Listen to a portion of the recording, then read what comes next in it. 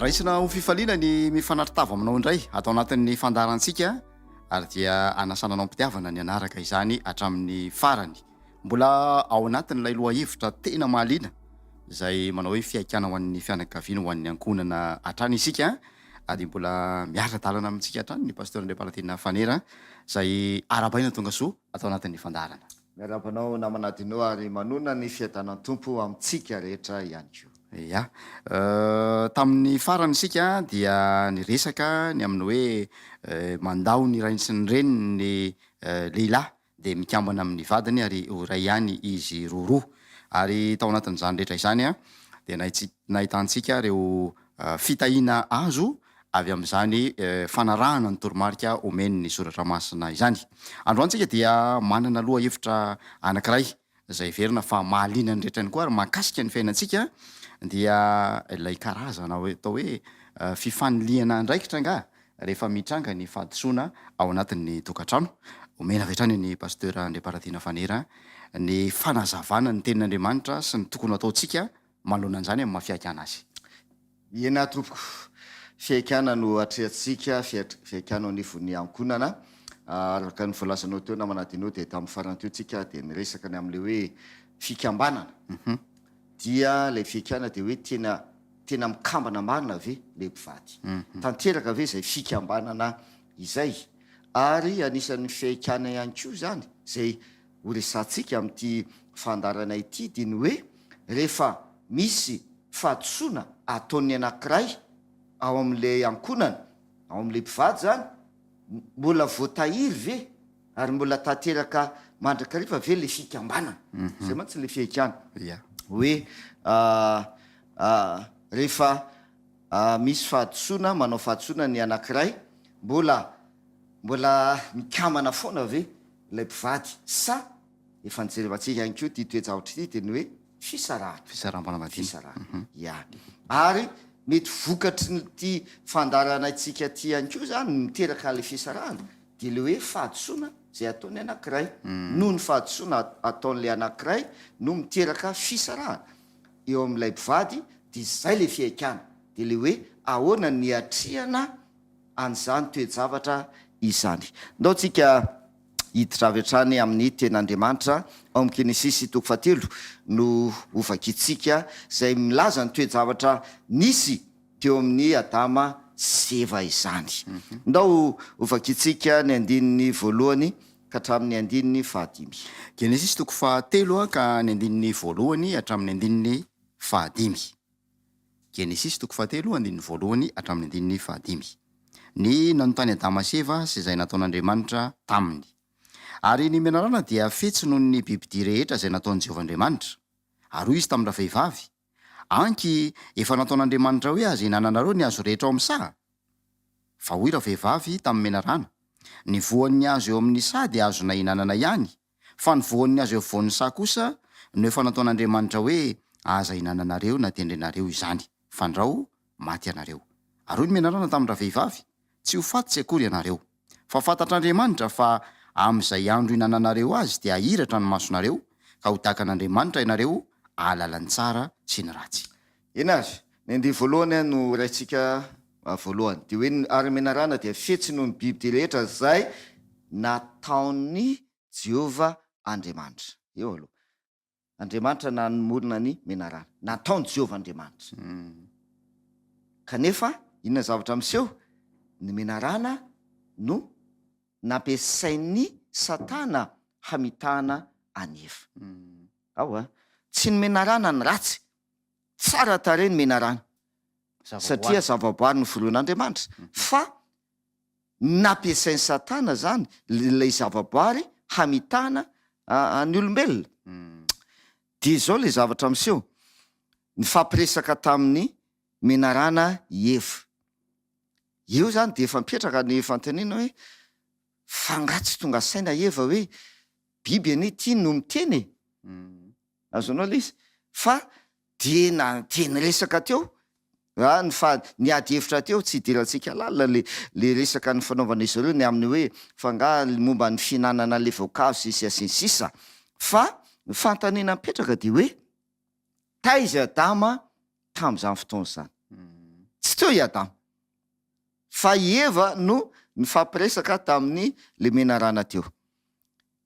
Dia ny hafarany ao amin'ny andininy fahaenina, ahoana zavatra voalazan'ny ten'Andriamanitra. Genesis 3:7 ary hitandra vehivavy fa tsara ho fihinana ny azo sady mahafinaritra ny maso ary azo matsiritra hampahendry, de nanotazany ny voany ka ninanany ary nomeny koa ny vadiny ka de ninana izy. Zay io zany ny fihaikana lehibe anankiray. Rehefa tsy naharesy lahatra ny menarana Eva, tsy resy doika ozy izy ny fiteny de nantazany le voankazo de ninanany. Eva ninana voalohany, ninanany. Avy eo ny zavatra voalaza eto dia nomeny koa ny vadiny. De rehefa nomeny Adama de naninana koa izy de ninana koa Adama. Eo koa zany de misy toe-javatra mampieritreritra, tena mampieritreritra. Fantatry Adama le voankazo, fantany iny voankazo no an'ny Eva iny, fantany iny voankazo zay natolony Eva anazy iny, fantany hoe iny le voankazo zay nandralan'Andriamanitra. Raha tokony hanontany zany Adama amin'ny Eva hoe, Eva, tsy ve le voankazo nandralan'Andriamanitra e? Fa manino iny no haninao? Tsy azo hohanina iny e. Fa rehefa nanome Eva, natolotry Eva le voankazo de nohaniny, ninana koa i Adama. Tsy hay hoe tratran'ny hypnotisme ve Adama na hoe ny atsaratarehan'ny Eva ve no hita maso de tonga de mandeha ho azy le tanana nandray le voankazo de ninana. Tsy fantatsika zany fa mampieritreritra io toe-javatra io. Fantaniana petraka namana dinao de zao, Eva nanao fahadisoana voalohany, zay. Fa rehefa nanao fahadisoana Eva dia nomeny koa i Adama hiaraka mihinana am'le voankazo. De nanaiky ihany koa Adama, nanaiky ninana, de nanaiky anao fahadisoana ihany koa. Tsy fantatra hoe inona no tena tao an'eritreritry Adama manoloana le toe-javatra. Azo antoka ozy izy fa fantany io voankazo io, fantany fa mety be maro io zavatra tao an-tsainy Adama hoe nivelona tao an-tsainy le ten'Andriamanitra hoe amin'ny andro zay hinananareo azy de ho faty tokoa ianareo. De mety nieritreritry izy hoe Eva ninana le voankazo, ho faty zany Eva, de ahoana, de tsisy vato tsony ave, de lasa ho irery indray ave. Tsy fantatra. De nanao sakrifisy i Adama, zay le izy raha tena marina, nanao sakrifisy izy de ninana an'le voankazo ihany koa izy.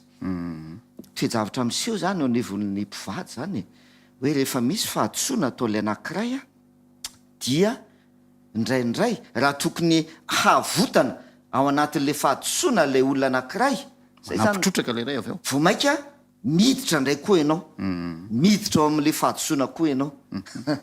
Mampieritreritra ane le toe-javatra. Ary tena ataontsika hoe mampalahelo azy ao anatin'izay dia ny fihetsika Adama sy Eva teo anatrehan'Andriamanitra. Ndao jerevantsika manomboka eo amin'ny 2:1. Genesis 3:1 Genesis 3:1 sy ny hatramin'ny 7:12. Ary hoy izy moa no nanambara taminao fa mitanjaka ianao, efa ninananao fa ny azo zay nandrarako anao tsy hinananao. De hoy rahalehilahy, ny vehivavy zay nomenao namako, izy ny nanome aho ny voankazo ka de ninana. Ary Jehovah'Andriamanitra tamin'ny vehivavy, inona zao nataonao izao? De hoy vehivavy, ny menarana ny namitaka ka de ninana. De vientsika am'le andininy voalohany de hoe ary ny menarana dia fetsy noho ny biby ty rehetra zay nataon'Andriamanitra. Ny hafaran'le resaka ny velona tana menarana, ny menarana no namitaka ozy izy ka de ninana. De iza tompoko ny nanao ny menarana? Jehovah'Andriamanitra ozy ny andiny voalohany. Jehovah'Andriamanitra ozy izy ny andiny voalohany. Ny velona amin'Andriamanitra zany ny fahadisoana. Tena mampieritreritra, tena mampieritreritra. Raha tokony hiaiky ny fahadisoany i Adama no nanontanen'Andriamanitra voalohany. Io ihany koa tsy eva nantanen'andriamanitra voalohany fa iadama iadama nantanen'andriamanitra voalohany dia raha tokony aiky ny fahadosoana izy na iliny tany amin'ny efa ny vehivavy zay nomenao namako izy nanome an'le voankazo ka de nihinana raha tsy nomenao an'io vehivavy io ho namako zany aho zy izy raha ohatra hoe ambatsika kely le teniny adama hoe raha iza mihitsy aloha raha za de tena tsy ninana aloha e raha za manokana tena tsy hinana fa io vehivavy zay nomenao namako io avy aminao ane io e asina manadinao le izy avy aminao ane io andriamanitra ianao nanome ana an'io namako de ninana avy eo tonga indray teo amin'ny efa inona zao nataonao zao anomena rana namitaka de ninana iza nanao mena rana jehovaandriamanitra ndao tsika maky ten'andriamanitra ary apokalipsy toko 12:10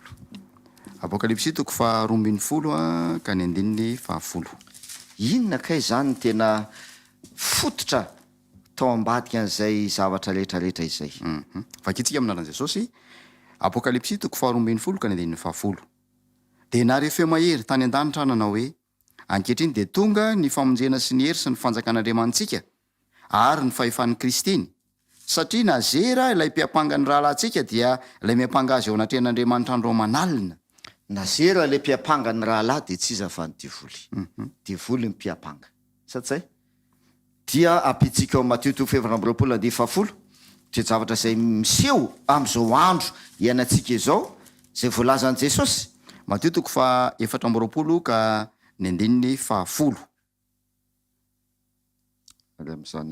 ary am'izany andro zany dia ho tafitohina ny maro ary fampiapanga sy fankahala izy zay le fihaikana zay hiatrehantsika am'ty fandarana ity fifampiampangana eo anivon'ny ankonana rehefa misy manao fahadisoana ny anankiray mety mipivady anankiray io le lehilahy na le vehivavy na ny zanaka ihany ko manoloana andray aman-dreny ny fihaikana io voalaza io hifampiampanga ny olona ary hifankahala kanefa inona tokony atao oabolana toko 7:17 ahoanao zizy oabolana toko 7:20 ny 17 17 oabolana toko 7:20 ka ny 17 izay manafina ny fahotany tsy ambinina fa zay mitsotra ka mahafoy azy no azo famondram-po zay izay mitsotra ka mahafoy azy no azo famondram-po zay zany tokony ataon'le lay adama sefa ary zay ihany ko ny tokony ataony zanaka rehefa misy fahadisoana atao ao anivon'ny ankonana dia mitsotra ka mahafoy fa tsy mifampiampanga na mifanilika na mifankahala dia andao aka ohatra anankiraitsika na manadinao i Davida no raitsika salamo ro amin'ny 3:5 milaza azy nanota i Davida hitan'andriamanitra fahadisoana nataony de inona ny zavatra nataony Davida salamo ro amin'ny 3:5 salamo 2:3 ka ny 5 ny fahotako nambarako taminao ary ny heliko tsy mba nafeniko hoy izao hiaiky ny fahadisoko amin'i Jehova aho ary ianao de namela ny heliko ny fahotako zay ravana malala fihaikana eo anivon'ny ankonana fihaikana eo anivon'ny mpivady izany toejavatra izany ny fahadisoana mety mahazo ny olona rehetra satsay fa azadino ny zavatra niseho tany edena fantatr'andriamanitra ny zavatra nataony Adamasefa hitan'andriamanitra de tonga andriamanitra nantany Adama fanga ninananao le azo zay nandrarako anao na iliny tany amin'ny eva izy tonga teo amin'ny eva inona zao nataonao zao na iliny tany amin'ny anarana lesona tena fihaikana zany izy io hoe fandetsika anao hianatra tahaka ny Davida de hozy Davida ny fahotako nambarako taminao ny heliko tsy mba nafeniko hoy izao hiaiky ny fahadisoko am' Jehova aho inona zavatra ataon'i Jehova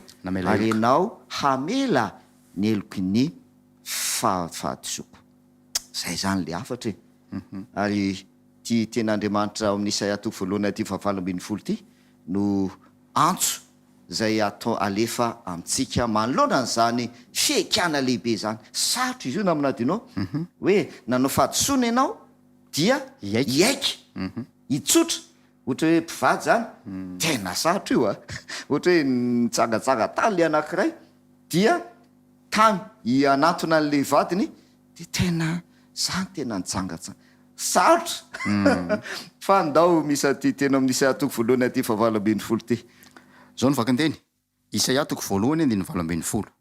Avia ry fandahatra isika hoy Jehova, na de tahaka ny jaky aza ny fahotanareo de ho fotsy tahaka ny ora-panala, na de mangatrakatraka tahaka ny sily aza de ho tahaka ny volon'ondry fotsy. Izay antso alefan'andriamanitra amintsika rehetra io tompoko, avia ifandahatra isika hoy Jehova, avia ifandahatra ifampiresaka e zay ifampiresaka ary zay ne nataon'andriamanitra tany Edena tonga tao izy iresaka amin'ny Adamasiva. Hitako ane nareo nihinana ny voankazo io hoe raha zay na raha mbo atsika le toe-javatra anseho de tonga Andriamanitra ifandahatra amin'ny Adamasiva ary ny atongavan'Andriamanitra tsy anameloka ny Adamasiva mihitsy fa hamelany ny fahadisoany raha miaiky ny fahotany Adamasiva vonona ny amelany fahadisoany Andriamanitra zay le hoe avia ifandahatra isika, na dia tahaka anjaka aza ny fahotanareo de ho fotsiko tahaka ny ora-panala.